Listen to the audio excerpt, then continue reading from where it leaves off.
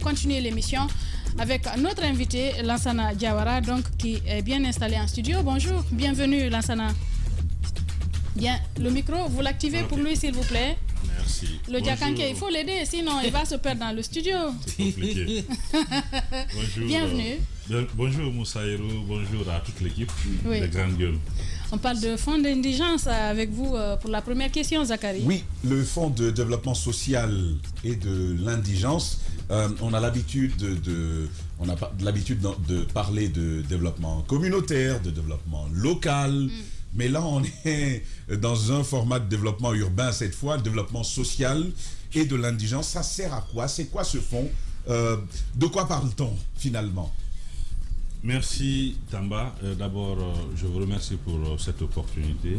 Ça fait, je pense, un peu plus de 2 ans que je ne suis pas rentré dans ce studio. C'est toujours un plaisir. Oui. Et je vois que c'est encore, les équipements ont beaucoup plus changé, les choses ont évolué. Et toutes mes félicitations. Merci. Maintenant, pour commencer, j'ai été nommé il y a 1 année et quelques. C'était exactement au mois de janvier 2022. Voilà. Alors, à la tête de 2 EPA, enfin, la fusion de 2 EPA, c'est d'abord il y a le Fonds national de l'indigence et le Fonds de développement social et de la solidarité. Donc voilà ces 2 EPA.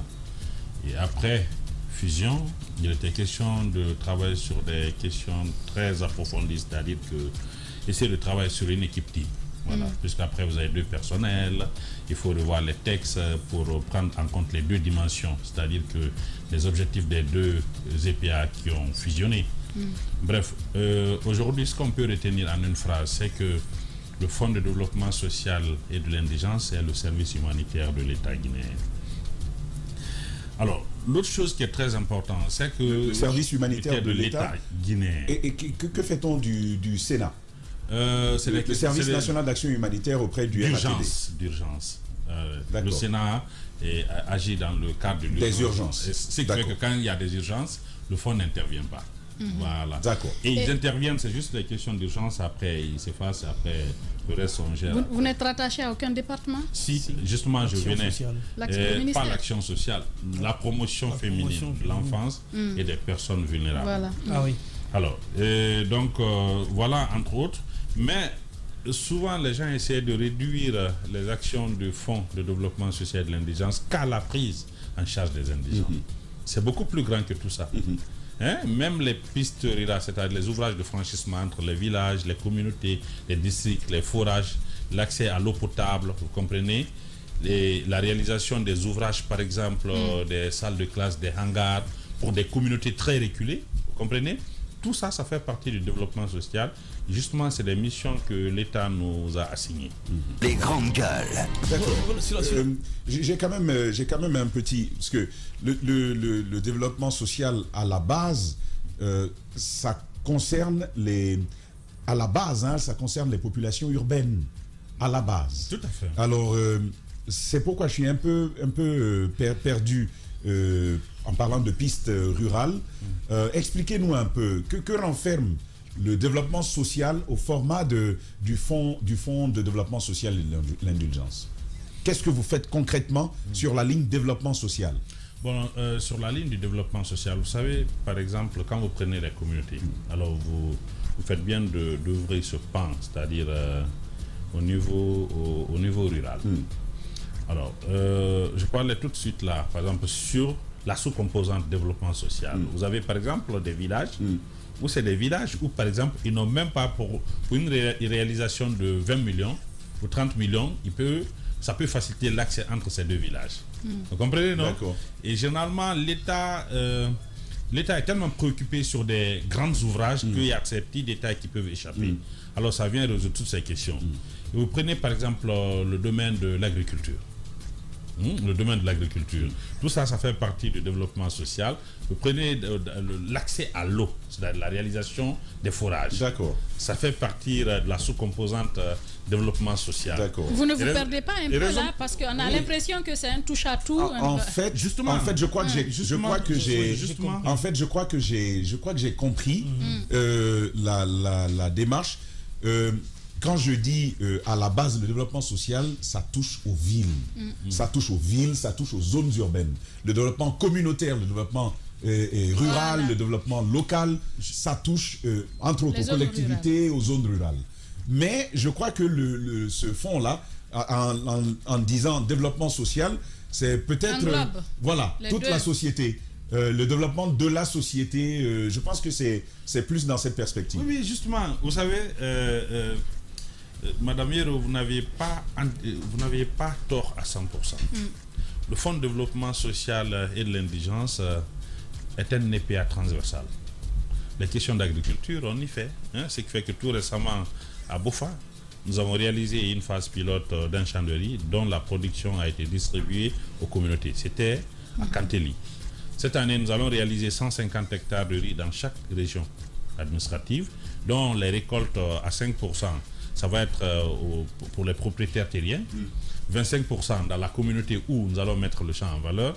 Ensuite, le reste, la production sera distribuée dans la région dans laquelle nous avons réalisé ces champs. Vous comprenez? Donc, c'est vrai que c'est un travail qui n'est pas facile. C'est un travail de tous les jours et c'est un travail qu'on ne voit pas. C'est pas comme les bâtiments, les infrastructures. On voit souvent à la télé. Oui, mais vous savez, c'est difficile, puisque à chaque fois, il y a des demandes après. Il y a des demandes, donc il faut agir. Une question quand même sur les indigents. Je voudrais qu'on en parle un peu. Est-ce que vous avez une base de données sur laquelle vous travaillez ou c'est de manière ponctuelle, de manière périodique, selon les demandes. Vous avez des sollicitations que vous intervenez? Qui est indigent? Ça aussi, c'est une question importante. Lorsque nous avons pris fonction à la tête de la direction générale du Fonds de développement social de l'indigence, il y a un problème qui se posait.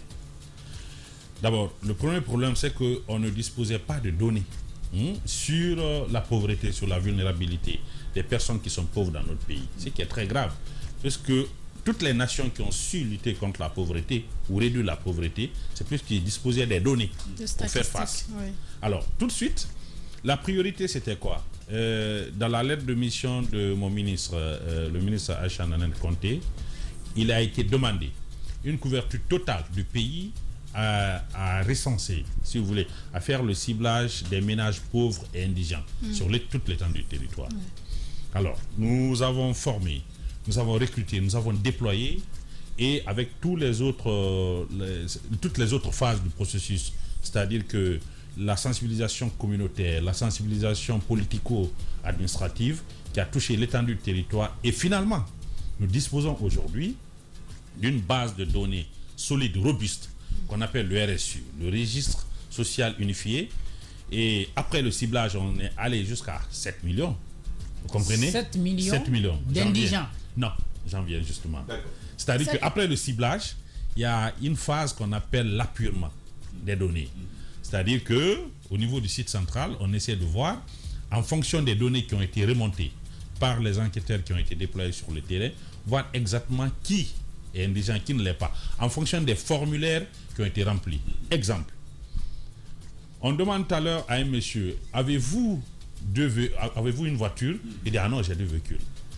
Néanmoins, on le prend. Comme on est en enquête là, on est en train de faire le recensement, on le prend. D'accord. Comme un répondant, quoi. On vous dit, par exemple, est-ce que vous avez un climatiseur? Vous dites, non, j'en ai 2. Une dans ma chambre et une autre au salon. Et donc, au cours de l'appurement, le monsieur, on l'enlève tout simplement parce qu'il ne répond pas aux critères de vulnérabilité. Ce qui fait qu'aujourd'hui, après l'appurement, on s'est retrouvé à 5 600 et quelques mille personnes au niveau de la base de données. Mais ce qui est surtout très important, c'est qu'à travers la base de 5 données... millions, ça 5 millions et quelques mille. D'indigents. C'est près de la moitié de la population. Pas seulement, on dit registre social unifié. Ça prend en compte non seulement les indigents, les handicapés, les vulnérables, les albinos. Vous comprenez, non? Ça prend, au fait, il y a plusieurs architectures au niveau de la base. Il n'y a pas que seulement les indigents. Tu m'as posé la question de savoir c'est quoi un indigent. Maintenant, un indigent, c'est celui-là qui vit dans l'extrême pauvreté. Et ça, il faut que ça soit très clair. Qui ne peut pas avoir matériellement 10 000 francs par jour. Voilà, c'est quoi les critères justement? Non, j'en viens. Vous savez, je vous donne juste un exemple. Souvent, nous recevons des demandes de prise en charge. Et dès que nous avons des demandes de prise en charge, tout de suite le dossier est orienté au niveau de la direction technique de l'indigence et des infrastructures sanitaires qui est dirigée par Dr Keita. Aussitôt, il y a un assistant social qui prend action, qui va vers l'intéressé, puisque tout Guinéen a le droit de demander les services du Fonds de développement social de l'indigence. Mais sauf que ce n'est pas tout Guinéen qui a le droit d'accéder à nos services. Les fonctionnaires, par exemple, ne sont pas éligibles. Je le dis ici sur votre micro, j'attache du prix en tant que directeur général du Fonds de développement social et de l'indigence. Il n'en est pas question de prendre en charge un fonctionnaire guinéen. Vous comprenez? Il n'en est pas question de prendre un commerçant ou un travailleur du secteur privé. Il n'est pas question, par exemple, de prendre en charge un journaliste de la radio Espace. Donc nous, vous comprenez? Non, ça, on va pas laisser ça. Non, c'est pas ce que je dis. Pas indigent. Jusque là, il ne nous dit pas c'est quoi un indigent. Parce que si, par exemple, je ne peux pas me soigner, est-ce que ça, c'est un critère d'indigence, par exemple? Non, attention. Et voilà, allez-y. Attention, vous savez, l'indigence, la Mais vulnérabilité. payer, L'indigence. si tu es payé à 200 000. Non, attention. Toi, tu n'es vous n'êtes pas pas payé à indigent. 200 000. Ah oui? Vous n'êtes pas indigent. D'accord. Du Même coup, si c'est vous- quoi un indigent? Un pour nous? indigent, c'est celui-là qui vit dans l'extrême pauvreté. 200 000, c'est une extrême pauvreté. Non, pas du tout. Si j'ai une famille, Non, c'est pas de j'ai l'extrême une maison à pauvreté. C'est payer. de la pauvreté, mais c'est pas de l'extrême pauvreté. D'accord. Alors, C'est quoi 200 l'extrême 000, là, pauvreté? par exemple, L'extrême là. pauvreté, c'est celui-là qui n'arrive pas à trouver même un plat ou 2 plats par D'accord. jour pour se nourrir. D'accord. Qui n'a aucun moyen de se soigner parce qu'il n'a pas de revenus. Mais derrière, l'État a la responsabilité, comme on est dans une république, de le prendre en charge. D'accord. C'est tout le sens de la démarche. d'accord. Voilà. Et donc, cela, c'est très clair. Ce qui fait que, avant toute prise en La charge, définition du mot même dit quelqu'un qui est une personne très très pauvre. très pauvre. Et lui, il vient de me dire le matin qu'il a assez d'argent, qu'il réfléchit à comment le bouffer. Donc il n'est pas Zachary? indigent. Tamba. Ouais, c'est ça. Moi, si tu me C'est pas suis, étonnant. moi, si tu me suis, je peux mourir à côté de toi, tu vas pas m'aider. Donc, alors, non, je veux. Allons-y. Oui, mais alors, parce qu'il y a les indigents, il y a des vulnérables à l'intérieur de ce fichier dont on parlait. Voilà, c'est 5 000, donc, voilà. je continue. Voilà. Et est-ce que, par exemple, nous pourrions être éligibles à la vulnérabilité? Alors, la vulnérabilité, elle est dynamique. Attention, la vulnérabilité, elle est dynamique. Aujourd'hui, vous pouvez ne pas être une personne à mobilité réduite. Après une année, vous êtes une personne à mobilité réduite. Oui. Ce qui fait qu'à chaque 4 ans, désormais, nous allons réviser la base de données du registre social unifié. Et ce qui est surtout très important, les 5 600 et quelques mille Il y personnes... a des personnes à mobilité réduite qui travaillent. Hein. Ouais, qui ne sont Non, pas attention, Ils sont pas attention. dans J'ai pas dit l'indigence. que toutes les personnes à mobilité réduite ne sont pas des indigents. Voilà. Attention. Et tous les indigents ne sont pas des personnes à mobilité réduite. Mais nous avons obligation, par exemple, à cibler toutes les personnes à mobilité réduite. Pourquoi? Parce que s'il y a des programmes qui sont développés, qui doivent toucher ces personnes, il faut qu'ils soient touchés. Vous comprenez? Il faut que l'État ait la possibilité. Exactement. C'est pour ça ils sont ciblés, ils sont enregistrés au niveau de la base de données du registre social. Maintenant, pour terminer sur ce plan, aujourd'hui, nous avons terminé l'appurement. Nous allons très bientôt faire ce qu'on appelle la production des cartes de bénéficiaires et distribuer. Alors, ce qui est surtout très très important, c'est que désormais, tous les acteurs intervenant dans le domaine de la protection sociale, que ce soit le Fonds de développement social de l'indigence, que ce soit l'ANIES, que ce soit l'UNICEF, le PNUD, toutes ces grandes institutions seront obligées, selon la loi, le décret, d'utiliser la base de données du registre social unifié pour intervenir. Pour 2 choses. La première des choses, d'abord, c'est pour éviter les doublons dans les interventions sur le terrain. C'est-à-dire que l'UNICEF ne viendra pas toucher des enfants, par exemple, à l'AB et quitte, c'est-à-dire qu'il touche 10 000 enfants. Entre-temps, il y a l'Union européenne ou d'autres partenaires qui interviennent sur le terrain viennent aussi toucher ces mêmes enfants. Première raison. Il ne faut pas qu'il y ait des Deuxième indigents raison. selon les organisations. Deuxième raison, ça évite la corruption dans le domaine de la protection sociale. C'est-à-dire que ce n'est plus possible qu'un intervenant dise, par exemple, j'ai eu à toucher 20 000 enfants pendant que vous n'aviez pas touché. Et vous n'avez touché que 5 000. Ça va éviter tout ce problème. Et déjà, les choses avancent beaucoup à ce niveau, puisqu'il y a des programmes qui seront très bientôt développés par certains Voilà. services qui évoluent dans le cadre de la C'est protection quel type de sociale. carte? Biométrique? Alors, on est en train de voir comment Parce on que va la question de la sécuriser. sécurisation se pose. Vous nous Non, connaissez? il n'y aura aucun On problème. est capable Il y de... aura aucun Je peux problème. créer mon usine à carte d'indigence? Non, mais vous ne pouvez pas, au fait. Comment ça va se faire, oui? Puisque, au fait, au-delà qu'on va livrer les cartes, Mais tout sera centralisé dans un système. Quand vous amenez votre carte pour accéder à un service, on va interroger la base. Est-ce que vous êtes dans la base ou pas? Puisqu'il y aura un numéro identifiant unique. C'est ça la particularité. Donc, alors pour l'instant, c'est sur quelle base vous intervenez? Parce que ça, ce sont des travaux qui sont en cours pour avoir ça, c'est le des registre. Initiatives en fonction des orientations de l'État. Après, ça ne fait pas, on ne dit pas parce qu'on a un malade tout à l'heure, là, on ne prend pas en charge. Là. Vous comprenez, non? Non, attention, ça n'a jamais été dit. Hein? En plus, ça ne fait que, tout ça, ça fait partie des réformes que le gouvernement, à travers le Fonds de développement social, est en train de mettre en place. Mais il y a d'autres réformes aussi dans le domaine de la protection sociale qui vont s'opérer plus dynamique que tout ça. Alors, la ma question que j'ai envie c'est- de vous poser, c'est clair aujourd'hui que vous avez commencé par élaborer cette base de données qui est fondamentale. Maintenant, après, c'est quoi les programmes et les projets? Parce que vous êtes transversal quand même. Quels sont les programmes et les projets que vous développez pour pouvoir justement accompagner ces démunis-là? Ok, c'est aussi une question pertinente. Au jour d'aujourd'hui, ce qu'il faut retenir, c'est qu'au niveau de la direction générale du Fonds de développement social et de l'indigence, nous avons planifié 71 activités cette année. C'est record. C'est-à-dire que d'ici le 31 décembre, il faut que nous écoulons cela. Il y a assez de programmes très importants qui seront mis en place. Vous savez, pour vous citer juste quelques-uns, vous prenez par exemple le choc alimentaire causé par la guerre Russie-Ukraine, hein, ce qui a fortement appauvri les populations africaines, même si ça ne se dit pas trop. Hein. Donc il y a un programme qui est développé avec le gouvernement guinéen qui sera très bientôt mis en place. Il y a ensuite les questions comment dirais-je, de l'accès à l'eau, des forages, que nous allons réaliser très bientôt dans toutes les régions. Alors, ça va être très important. Ça, c'est uniquement à l'intérieur du pays. Oui, à l'intérieur du pays. C'est carrément à l'intérieur du pays. Et il y a d'autres programmes aussi. Dans le cadre de la prise en charge sanitaire des indigents, nous allons prendre en charge cette année un peu plus de 5 000, j'allais dire 5 000 Guinéens qui n'arrivent pas à se soigner. Alors, et vous allez les soigner gratuitement. Là, c'est juste pour les soins.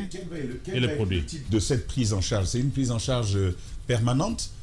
C'est-à-dire qu'ils sont enregistrés à l'intérieur, c'est une base de données, c'est comme une assurance, ils tombent malades, vous les prenez en charge, c'est systématique, ou est-ce que c'est quand ils tombent malades qu'ils font la demande? Et pour en rajouter à la question de Tamba, et quel type de maladie?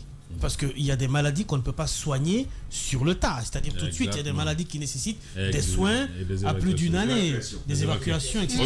Quel type de maladie? Parce que même en Europe, le service social cible spécifiquement des cas de maladies. Ce que Roby dit, c'est très important. La bonne nouvelle, c'est que dans 2 semaines, je serai au Maroc. Nous allons signer une convention avec Neuroclinique de Casa. C'est l'une des plus grandes, qui a des partenariats, par exemple, avec la CBG, l'enfant qui est tombé tout récemment à Zérékoré, là. Il a été évacué au niveau du neuroclinique de Casa. Il se porte excellemment bien aujourd'hui.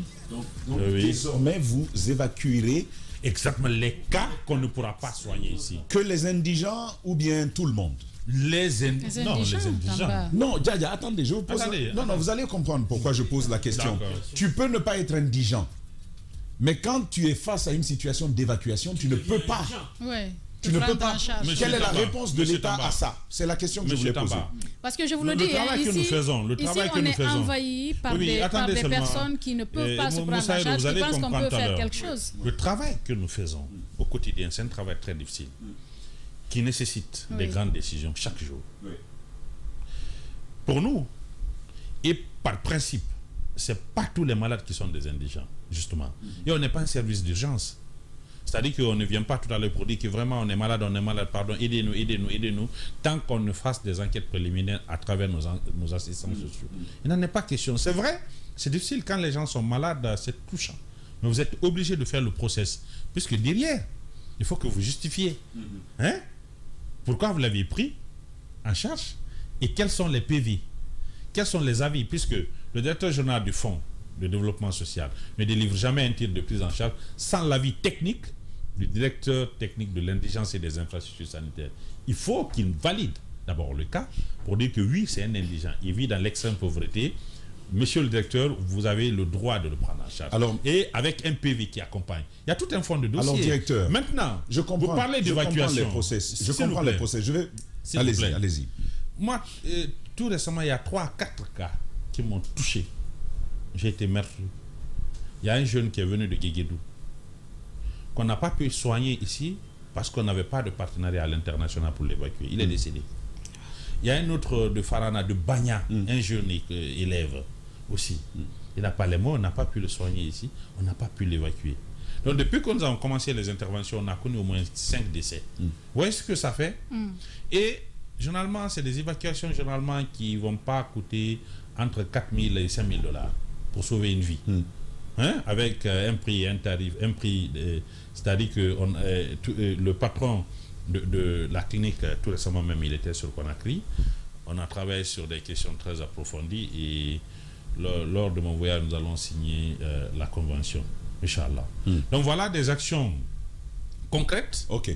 Voilà. Alors, cette question que je posais et que je veux ramener, il y a cette fille qui était toute jeune, hein, une jeunette, une adolescente, qui a pris une balle en 2006-2007. En 2007. Je crois que c'est Kadiatou Diallo. Oui. Elle était toute jeune. Elle a pris une balle dans la colonne vertébrale.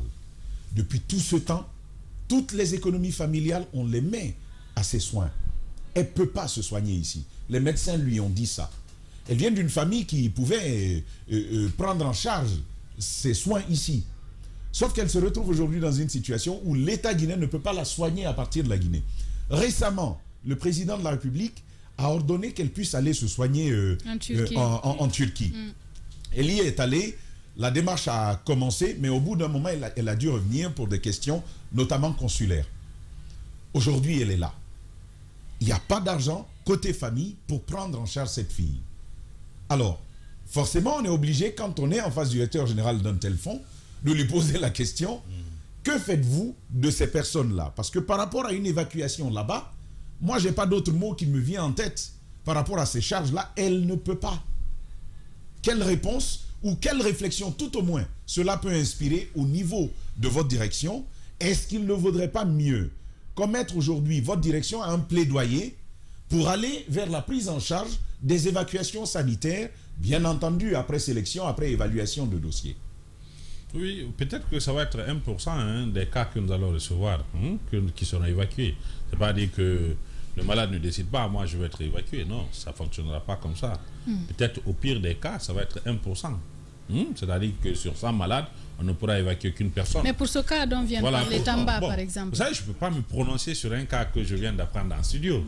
Mes services ne sont pas allés pour examiner. Mais en pareille circonstance. La question qu'il pose, c'est-à-dire que cet exemple manque d'éléments techniques. Vous comprenez? C'est-à-dire que un assistant social n'est pas allé le voir. Il n'y a aucun rapport qui a été fourni en la matière.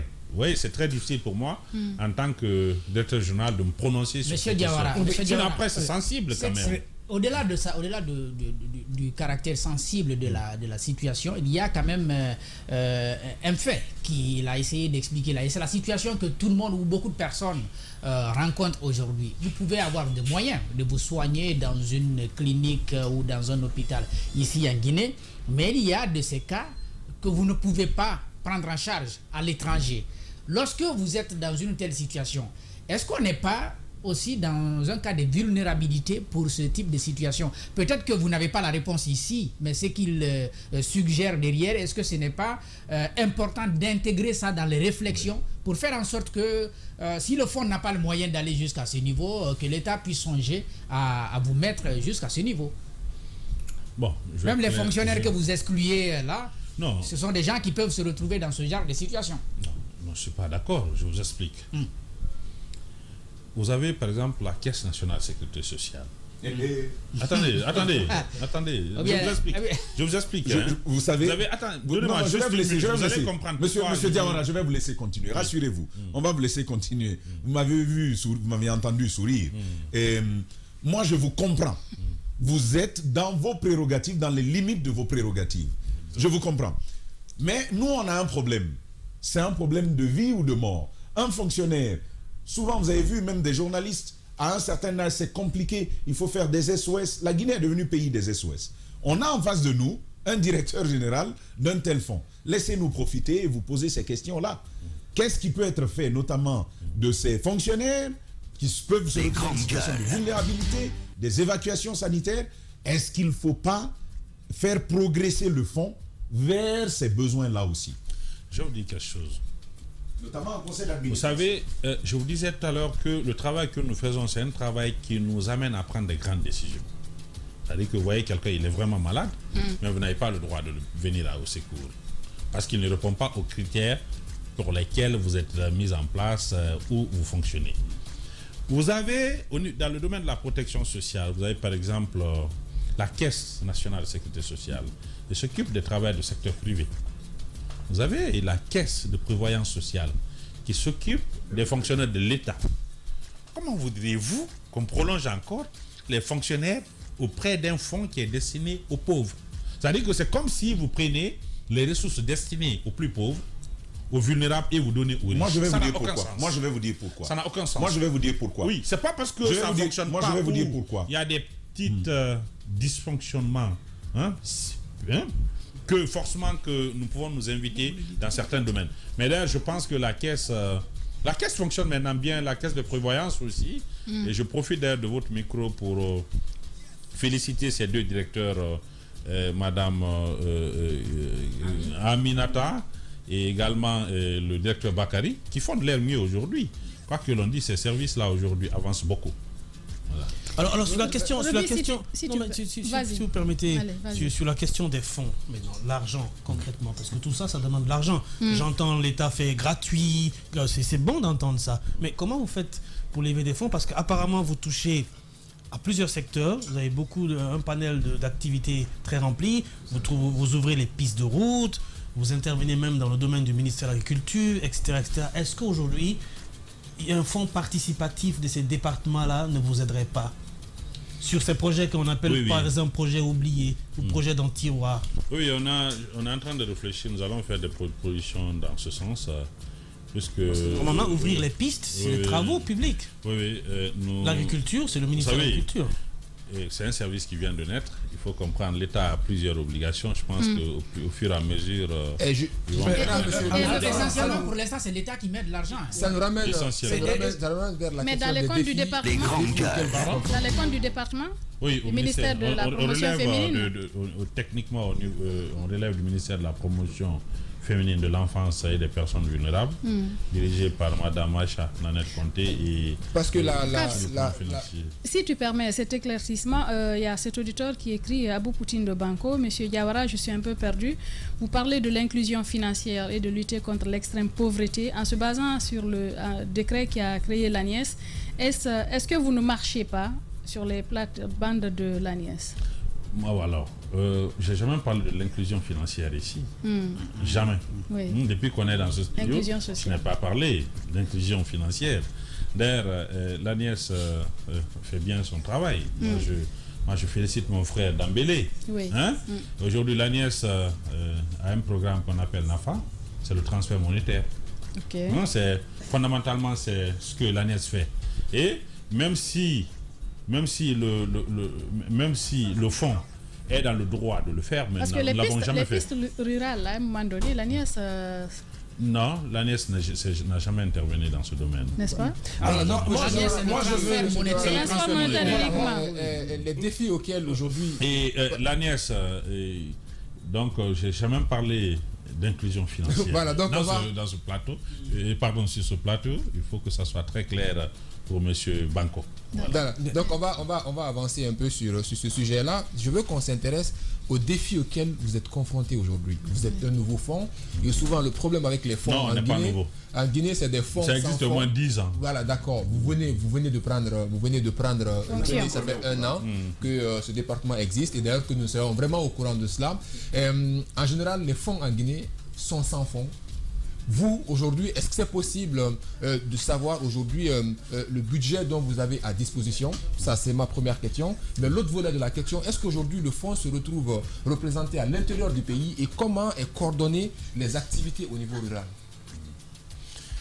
Alors, aujourd'hui, le Fonds de développement social et de l'indigence, nous sommes dans toutes les régions administratives. Nous avons un service déconcentré qui fonctionne correctement. Il y a 48 heures, j'ai inauguré, enfin, il y a le ministre Aïchanan Conté qui allait inaugurer la direction régionale du fonds à Kankan. Dans 2 mois, nous allons inaugurer la direction régionale de Kindia et les autres régions aussi vont suivre au même standing. OK? Voilà. Maintenant, l'État a plusieurs obligations. L'État a plusieurs obligations. Maintenant, avec le peu de ressources dont vous disposez, il faut faire avec. Et c'est vrai que, par exemple, si vous voyez, par exemple, depuis le début de l'année, les choses tardent un tout petit peu, mais il faut faire avec. Voilà. L'État a mis à votre disposition combien comme fonds et quelles sont les marges de manœuvre, par exemple, que vous avez pour pouvoir lever des fonds et subvenir à vos différentes activités? Très bien, très bonne question, notamment sur le statut. Est-ce que le statut de votre établissement vous permet, par exemple, d'investir, de prendre des parts dans une entreprise, de contracter des prêts?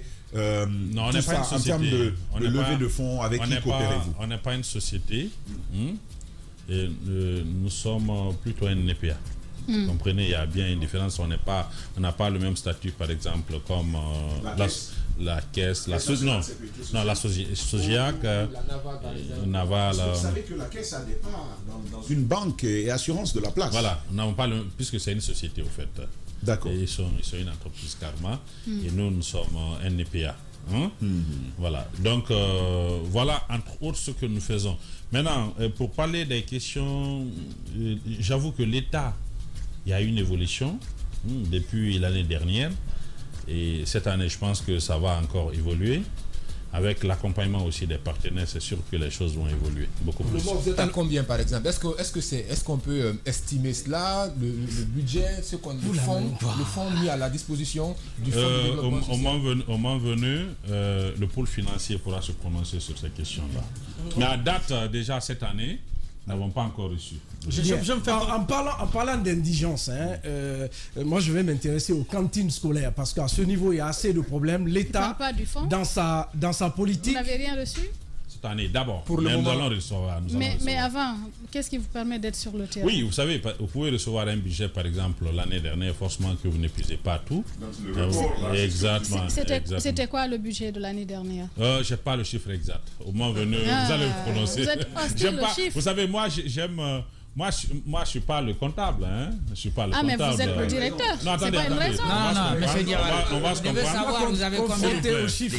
Alors moi je vais aller sur cette histoire de cantine. Mon frère. Tu ne peux pas la... Tu ne peux pas. Il faut d'abord Ne aider. le tends pas à la pêche. C'est combien? Je ne l'étends pas parce que je sais qu'il ne va pas nous le dire. Il va dire. Mais quand même. Il va dire. Tu es là pour qu'il dise. S'il vous plaît. Je ne suis pas là. C'est entre Diakanké, hein? Je suis pas là pour polémiquer. Ça n'a rien à voir. Vous savez, c'est une ancienne collègue. Nous on travaille dans les radios ensemble à l'époque. Voilà. On a fait la galère ensemble. Oui, j'achète des chants du sport. Donc la question... Il était comme ça. Il était comme ça avant. Qu'est-ce qui s'est-il passé? Il brille un peu. Ah, lui, il brille. Hein? D'accord. Donc, depuis le début, tu fais des gestes. Bon, Madame Miro, je ne suis pas en train de dire que tu étais indigente à l'époque. Non, tous les deux, on était indigents à l'époque. C'est un problème qui se pose. L'État, dans sa politique, voulait inciter surtout les jeunes filles dont les familles n'avaient pas assez de moyens pour venir à l'école. Donc, on a créé ces cantines scolaires, bien entendu accompagnées par PAM qui a ouvert d'autres cantines comme ça à l'intérieur du pays aujourd'hui. Et un problème qui se pose à ce niveau, d'où le ministère de l'Éducation, de l'enseignement préuniversitaire vient de débarquer la directrice parce que ces écoles-là ne sont pas servies parce qu'il y a un manque de nourriture dans ces écoles. Est-ce que vous évoluez dans ce sens aussi? Non, ça ne nous concerne pas. On n'est pas concerné par rapport à ça. D'accord. Alors, il y a cette question d'un auditeur. Oui, un auditeur, il dit que fait le fonds pour sortir les indigents de leur situation, y compris le référencement vers des structures d'accompagnement, ou alors est-ce que vous vous plaisez, c'est lui qui le dit, à distribuer des vivres au nom du président de la transition, chef de l'État, chef suprême des armées? Il aligne tout ça. Martin Luther dit que, enfin je le paraphrase, mais pour en finir avec la mendicité, il faut rompre le système qui crée la mendicité. la question de ce monsieur qui est un expert de l'intervention, par ailleurs, avec Terre des Hommes et d'autres ONG. C'est qui Mamadou Tafsir Diallo. Je ne connais pas. Vous devez il est présent, c'est de longues années d'expérience dans ce domaine. La question, c'est qu'est-ce qui est fait à travers le fonds pour que les gens ne fassent pas que recevoir de l'aide, mais qu'ils puissent eux-mêmes aller vers une autonomisation progressive. Je pense qu'il nous a pris en marche. Tout à l'heure, je vous parlais de la mise en place du registre social unifié. Il sait très bien de quoi il s'agit si c'est un expert. Oui. C'est maintenant que le Maroc est en train de mettre son RSU en place. Pendant que la Guinée a déjà bouclé, maintenant on entame la phase de développer des programmes. Et nous allons même engager ce qu'on appelle l'aide conditionnelle. C'est quoi l'aide conditionnelle?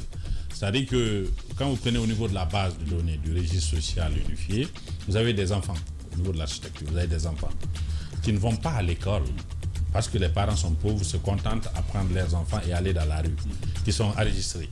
Maintenant, on dit, bon, on amène l'enfant à l'école, mais derrière, vous, on vous prend en charge. Mais si l'enfant ne part pas à l'école, on ne vous prend pas en charge. Et qu'est-ce qui va se passer? C'est pour que l'enfant, là, plus tard, soit suivi, soit instruit et il sort ses parents de la pauvreté. Vous comprenez, non? C'est comme ça. Il y a des structures qui font cela ici, des organisations on appelle ça l'aide conditionnelle. Vous comprenez? Donc ça, c'est le programme que nous allons développer. Maintenant, à dire distribuer des vivres, que ce soit en France ou dans les grandes puissances, on distribue des vivres aux pauvres. Vous comprenez? Quand vous prenez dans les années 90, en France, même les pâtes dentifrice, on distribue des vivres. Maintenant, ça se fait. Voilà. Pas que des SDF. Tu es étudiant là-bas, tu sais.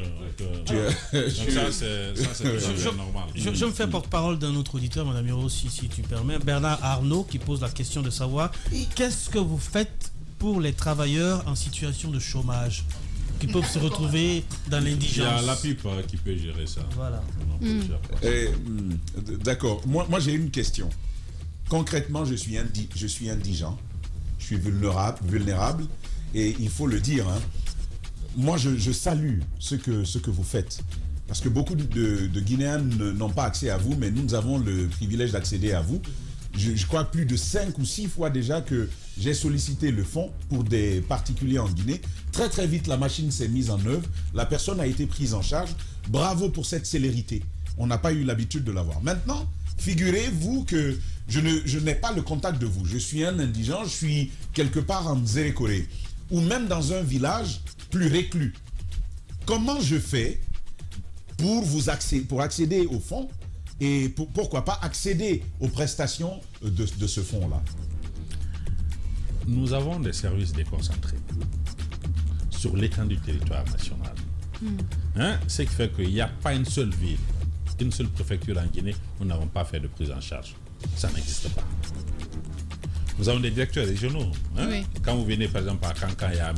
Ahmad Kaba qui est le directeur régional. Oui. Quand vous venez à Labé, vous avez M. Konaté qui est le directeur régional.